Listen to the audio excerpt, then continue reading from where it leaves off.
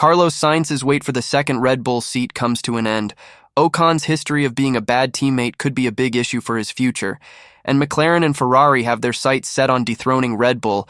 Before we get into the video, do consider subscribing. Let's get straight into the latest F1 news. Christian Horner expressed his belief that the current time is crucial for finalizing Sergio Perez's continuation with the Red Bull team, as the Mexican driver has been offered a fresh 2-year contract.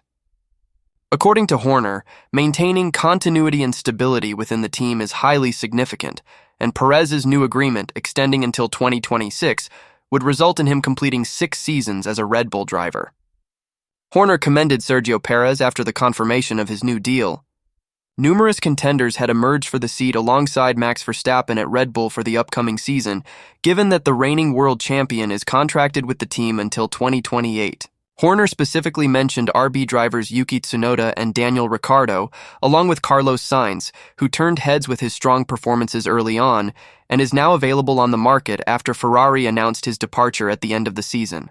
However, based on the early evidence of the season, the Red Bull team principal has seen enough to maintain faith in the current lineup.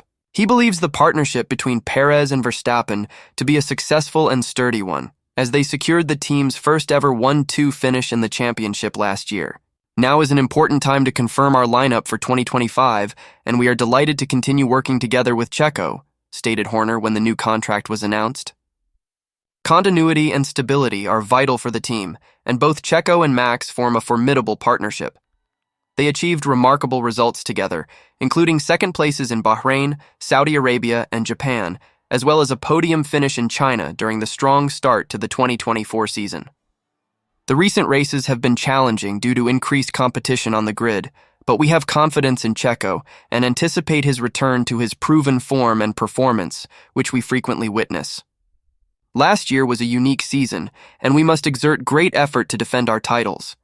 However, we have full assurance in our lineup and the entire team, which is crucial in what appears to be a closely contested championship this year. Jean Alesi thinks that McLaren could be a significant supporter for Ferrari in their battle against Red Bull in the F1 2024 World Championships. Red Bull had a dominating performance in F1 2023, winning all but one race as Max Verstappen claimed his 3rd consecutive world championship. As a result, they were expected to continue their dominance in F1 2024.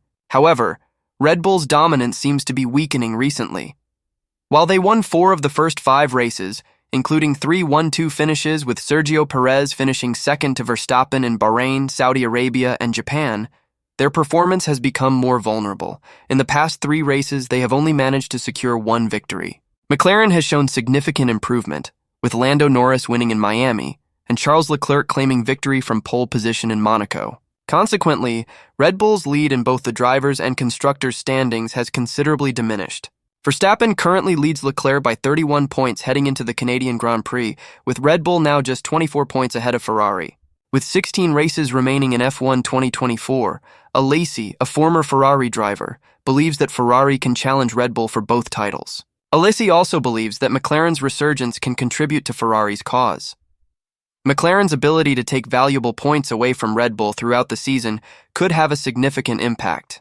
When asked if Ferrari can target the Constructors' Championship, Alesi responded, "Not only that, there are 16 more races on the calendar, and Ferrari seems to be on the rise. Moreover, McLaren can play a vital role as an ally in defeating Red Bull." Alesi's comments align with Carlos Sainz's perspective. Sainz, who secured Ferrari's first victory of the F1 2024 season at the Australian Grand Prix, believes that Red Bull remains the favorites for the title based on common sense. Sainz stated, "On normal tracks, my common sense tells me that Red Bull should still be the favorites, although I hope they won't dominate as they did before. It will be a closely contested fight between McLaren, Ferrari, and Red Bull. I believe the 3 teams are at a similar level." Sainz also highlighted the importance of not underestimating Red Bull's performance on so-called normal tracks like Barcelona, but he is optimistic that they won't dominate in the same way. Being able to challenge Red Bull in qualifying and capitalize on any mistakes they make will be crucial for both Ferrari and McLaren. This is in contrast to the first race of F1 2024 in Bahrain, where no team was able to challenge Red Bull's dominance. Carlos Sainz believes that Red Bull remains the favored team for the F1 2024 title, despite his own aspirations of a championship fight with Ferrari. However, he remains hopeful that even small factors could shift the momentum. Since the last season featuring the old spec cars in F1 2021, we have witnessed a unique situation where three different teams, namely McLaren, Red Bull, and Ferrari, have each won 3 consecutive races. McLaren secured victory at the Miami Grand Prix with their upgraded MCL38. Max Verstappen won at Imola with a narrow 0.725-second lead over Lando Norris, and Ferrari emerged victorious in the recent Monaco race. Following a series of podium finishes early in the season, Ferrari's Monaco win has brought them within 24 points of Red Bull in the constructors' standings, while Charles Leclerc trails Max Verstappen by 31 points in the drivers' standings. Nevertheless, this doesn't guarantee a title fight. Despite the hype from pundits and former F1 drivers, especially after Red Bull's challenges in Monaco, Sainz anticipates that once F1 returns to normal tracks, the reigning world champions will regain their dominance. When it comes to normal tracks, Red Bull should still be considered favorites, Sainz explained to the media. Perhaps not dominating as we have seen, but still favorites. It will be a closely contested battle among McLaren, Ferrari, and Red Bull. We are all on a similar level. By normal tracks, Sainz does not mean Montreal. He believes that both Ferrari and McLaren will have their opportunities, but when he refers to a normal track, he envisions circuits like Barcelona or any European track. Sainz expects Red Bull to remain favorites, albeit without the same level of dominance they previously exhibited. This is positive news for the championship race. Even if Red Bull is favored, being within a tenth or two during qualifying means they cannot afford any mistakes. Ferrari and McLaren can take advantage of these situations. Sainz emphasizes the importance of being in a position to capitalize, which was not possible during the first race in Bahrain for the 2024 season. Sainz points out that Imola and Miami are the most recent references for normal tracks. Comparing the performance of Ferrari, McLaren, and Red Bull, it appears that Ferrari lags behind McLaren by half a tenth and Red Bull by a tenth or two.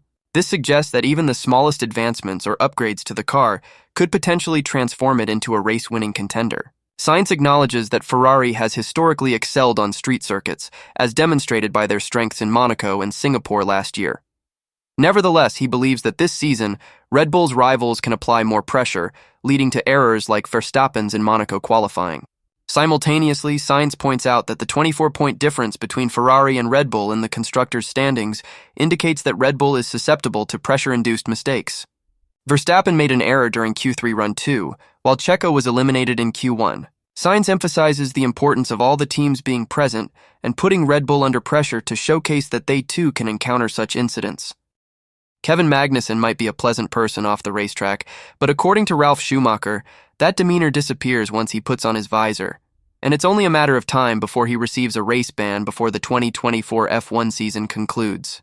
This season, Haas driver Magnussen has attracted negative attention to the extent that Formula One stewards have called for stricter regulations due to his behavior. Magnussen has twice intervened defensively to assist his teammate Nico Hülkenberg in scoring points, but his actions have crossed the boundaries. His actions in Jeddah, where he veered off the track to maintain his position against Yuki Tsunoda and Alex Albon, didn't sit well with the stewards and resulted in a time penalty. The stewards were even stricter in Miami, issuing several time penalties for exceeding track limits and giving him a black and white flag on the third occasion. Magnussen also received penalty points that totaled 8 by the end of the sprint race, and an additional 2 for a clash with Logan Sargent in the Grand Prix, bringing his total to 10. He is now just 2 points away from an automatic race ban. Schumacher commented on the situation, stating, "If he continues like this, he will likely face a race ban this year as well," during an interview with the Formula One DE YouTube channel. Magnussen will maintain his points tally until March 9th next year. Consequently, he will be racing in the remaining 2/3 of the 2024 F1 season with only 2 points left to avoid a ban. Many experts believe he was fortunate not to receive those 2 points in Monaco after colliding with Sergio Perez on the opening lap. Magnussen attempted an ill-advised overtaking move on the inside of the Red Bull, resulting in a collision that eliminated both drivers and unfortunate bystander Nico Hülkenberg from the race. Although the stewards took no further action, Schumacher firmly believes Magnussen was at fault. He questioned the purpose of Magnussen's move, stating, "Where did he expect to go? He would have been on the outside in the next corner, so I didn't understand his intention. Expressing his opinion that Magnussen always seems eager to run headfirst into the wall, Schumacher added, "Outside the cockpit, he is an extremely nice person and a dedicated family man, but once that visor goes down, you almost get the impression that certain qualities have vanished."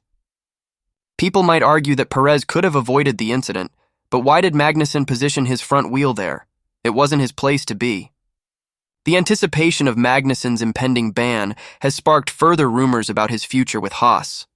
The team is reportedly interested in signing Oliver Bearman as one of their F1 2025 drivers. Initially, it was thought that Magnussen would stay to mentor the rookie, but now Haas is supposedly considering Esteban Ocon or Zhou Guanyu instead. Ahead of the Monaco Grand Prix, Esteban Ocon and Pierre Gasly were reminded of team orders. However, Ocon's departure from Alpine was not solely prompted by this incident. When Ocon and Gasly formed an all-French lineup at Alpine last season, people were curious about their dynamic since they had been adversaries in their youth. While there was one notable crash at the Australian Grand Prix in 2023, there were also a few other minor issues between them. Both drivers sometimes felt discontented with Alpine's team orders. This season, Alpine has struggled to score points, but Ocon and Gasly have publicly expressed their commitment to supporting the team's recovery. However, Monaco changed everything. According to F1 journalist Lawrence Barretto, the teammates were informed multiple times about the team orders in place during the street circuit of Monte Carlo. Gasly qualified in P10 while Ocon started in 11th position. Despite this, Ocon made an ill-timed and misjudged move on Gasly during the first lap. The collision caused Ocon's A524 to become airborne, resulting in irreparable damage and forcing him to retire from the race. A week later, Alpine announced that this would be Ocon's final season with the team. However, this decision was not solely a reaction to the events in Monaco. Barretto explains that discussions regarding Ocon's future had been ongoing for several months. Although the incident in Monaco played a role, it was just one aspect contributing to the decision not to renew his contract. There have been other instances where Ocon and Gasly were involved in close encounters, such as a wheel-to-wheel battle in Miami. Additionally, Ocon has had multiple collisions with his previous teammates Fernando Alonso and Sergio Perez.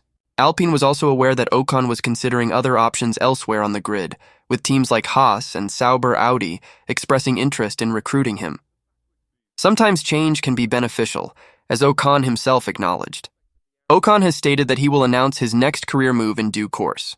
However, it has been suggested that his options are limited, with only Haas, Audi, and Williams potentially being viable choices. According to Barretto, Ocon was informed of Alpine's decision not to renew his contract just last Thursday. He had a pre-arranged simulator session in Enstone and then met with Bruno Famin, Alpine's boss, afterwards. It was during this meeting when he was told his services would no longer be required at the end of the season. Thanks for watching the video, everyone. See you in the next one.